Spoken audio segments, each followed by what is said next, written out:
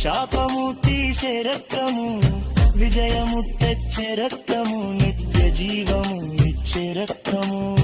యేసయ్య తెచ్చిన ఈ విమోచన పరలోకమునకే మనకు పెద్ద నిచ్చెన. యేసయ్య తెచ్చిన ఈ విమోచన పరలోకమునకే మనకు పెద్ద నిచ్చెన. మానవా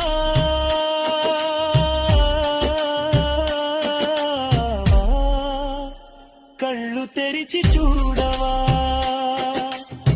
కల్వరిపై చిందిన పరిశుద్ధ రక్తము, దైవమే చేసిన మహగొప్ప త్యాగము.